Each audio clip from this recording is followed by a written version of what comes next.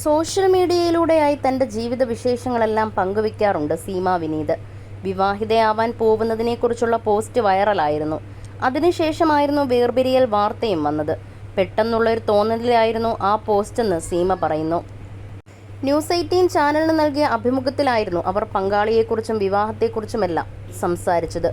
പ്രതിസന്ധികളും വെല്ലുവിളികളും നേരിട്ട് തന്നെയാണ് ഇവിടെ വരെ എത്തിയത്. മേക്കപ്പ് മേഖലയിലേക്ക് വന്നപ്പോൾ ഇതൊരു ജോലിയാണോ എന്നുള്ള ചോദ്യങ്ങളൊക്കെ കേട്ടിട്ടുണ്ട്.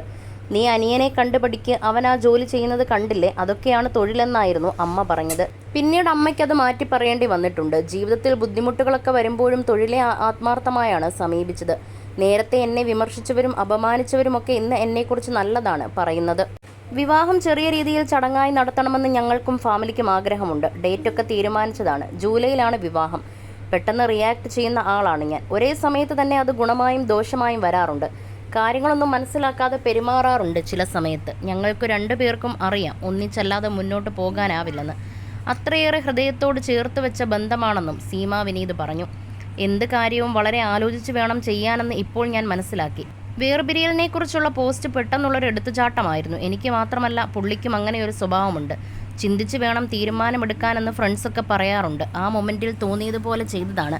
ചില തീരുമാനങ്ങളൊക്കെ എടുത്തു കഴിഞ്ഞ് പിന്നീട് വേണ്ടായിരുന്നു എന്ന് തോന്നിയിട്ടുണ്ട്. എന്നെ വ്യക്തമായി മനസ്സിലാക്കിയ ആളാണ് അദ്ദേഹം.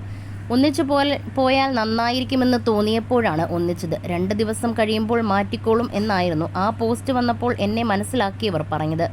കോട്ടയംകാരനാണ് നിഷാന്ത്. അബുദാബിയിലാണ് ജോലി ചെയ്യുന്നത്. 4 വർഷമായി ഞങ്ങൾ സുഹൃത്തുക്കളാണ്.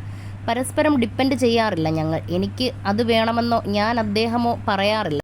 ഇൻഡിപെൻഡൻ്റായി നിൽക്കുന്നവരാണ്. ഞങ്ങളുടെ കുറേ സ്വഭാവങ്ങൾ സാമ്യമുണ്ടെന്നും സീമ പറഞ്ഞു.